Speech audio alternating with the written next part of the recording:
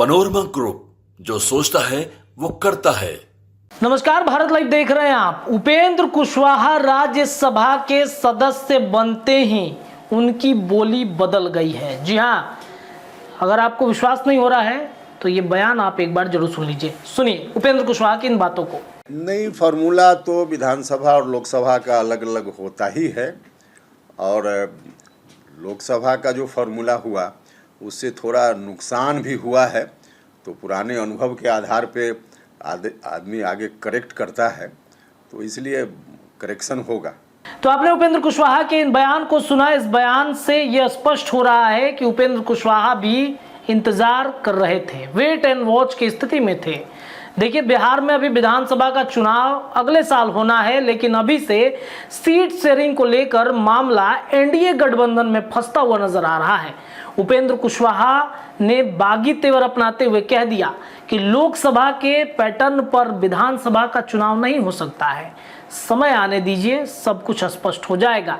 उपेंद्र कुशवाहा इस वक्त दिल्ली में है, राज्यसभा के सदस्य हैं। 2 साल के लिए वो सदन में भेजे गए हैं और शायद इस समय का, इस घड़ी का उपेंद्र कुशवाहा इंतजार कर रहे थे। उपेंद्र कुशवाहा की नाराजगी भारतीय जनता पार्टी से खूब बढ़ी तब जब काराकाट से वो चुनाव हार गए।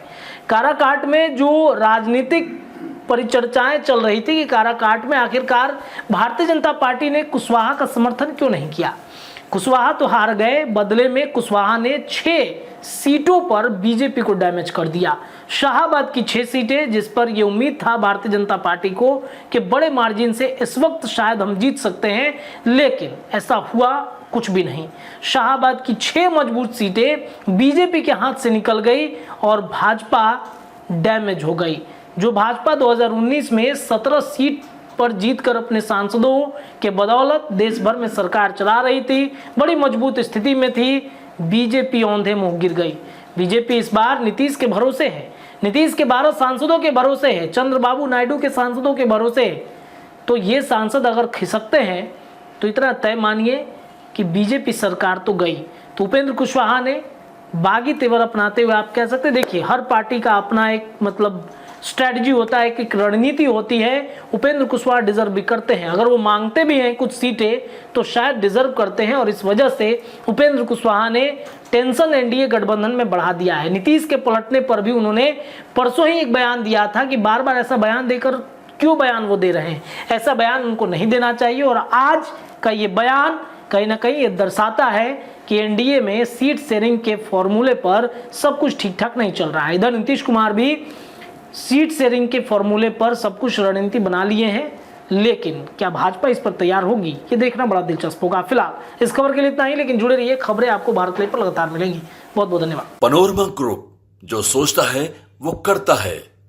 अगर ये वीडियो पसंद आई और वह बिहार के राजनीति और बिहारियत से सरोकार रखेनी तो सब्सक्राइब बटन दबा के चैनल के सब्सक्राइब कर ली। ओजे एगो घंटी बा, ओकरा बटन दबा देला से कुल सटीक और मारक खबर रुआ मुफ्त में मिल जाई।